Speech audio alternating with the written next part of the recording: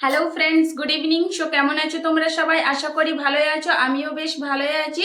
তো তোমাদের সামনে চলে এলাম আবারও একটা একেবারে নিউ টাইপের ব্লগ নিয়ে। তো আমি তো ইউটিউবে আগে কখনো দেখিনি, আশা করি তোমরাও দেখোনি। তো ভিডিওটা স্কিপ না করে পুরো ভিডিওটা দেখতে থাকো। আর ফ্রেন্ডস, তোমরা তো জানোই যে আমাদের বাড়িতে দোকান আছে। তো বিকেলে দোকান খোলার পর হঠাৎ দেখি মুড়ির প্যাকেট শেষ হয়ে গেছে। তো আমাদের দোকানের মুড়ির প্যাকেট কিন্তু আমরা বাড়িতেই তৈরি করি।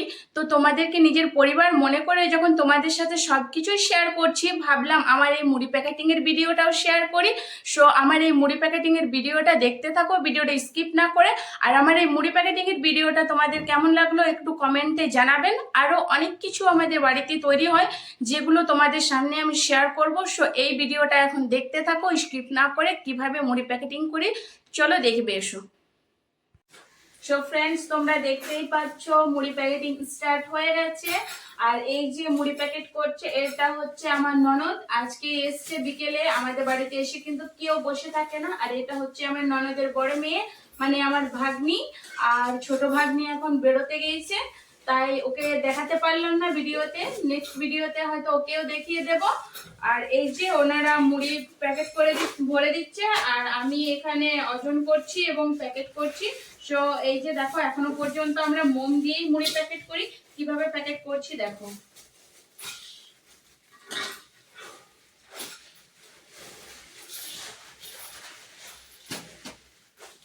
এই মুড়ি প্যাকেট ব্যবসাটাই আমার প্রথম ব্যবসা। এই ব্যবসা দিয়ে আমি আমার নিজের বিজনেস স্টার্ট করেছি। এই ব্যবসা দিয়ে আজ আমার মাথার উপরে ছাদ তৈরি করতে পেরেছি এবং নিজস্ব একটা দোকান করতে পেরেছি। এই ব্যবসাকে আমি কোনোদিনের জন্য ভুলতে পারি না।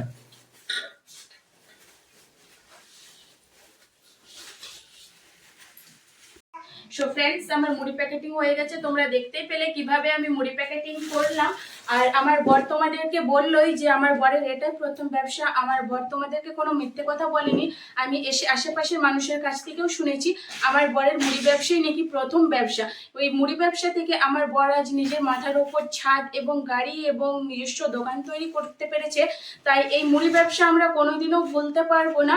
এই মুড়ি ব্যবসা যদিও এখন আর দোকানে দোকানে দেওয়া হয় না, তাও এই মুড়ি ব্যবসা আমরা আমাদের দোকানে মুড়ি প্যাকেট নিজেই তৈরি করি। কারণ এই মুড়ি ব্যবসা আমরা কোনোদিনই ভুলতে পারবো না। বাড়িতে আরো অনেক কিছুই প্যাকেটিং করি, যেগুলো হয়তো তোমাদেরকে নেক্সট ভিডিওতে দেখাবো। তো নেক্সট ভিডিওতে আমাদের আরো বাড়িতে কি কি তৈরি হয় এগুলো দেখার জন্য চ্যানেলটিকে সাবস্ক্রাইব করে আমাদের হ্যাপি ফ্যামিলি ব্লগের পাশে থাকুন।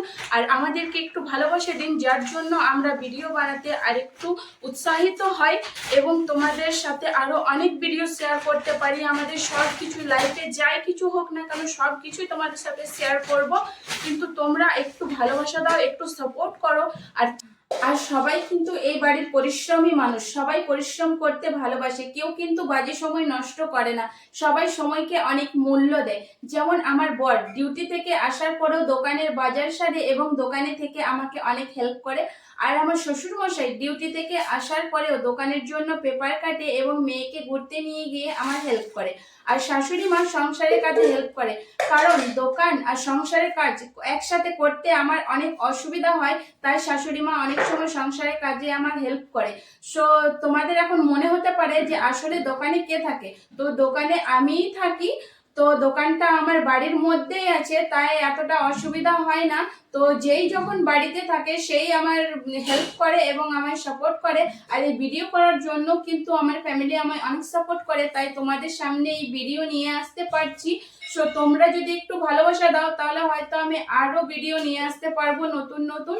এখন যদিও হয়তো ঠিক মতো কথা বলতে পারছি না, ভালোভাবে ভিডিও বানাতে পারছি না, কিন্তু তোমরা যদি আমাকে সাপোর্ট করো তাহলে হয়তো এর পরের ভিডিও আরো ভালোভাবে করতে পারবো। তাই তোমাদেরকে বলবো তোমরা একটু ভালোবাসা দাও, একটু সাপোর্ট করো, আমাকে তোমাদের পরিবার হিসেবে মেনে নাও।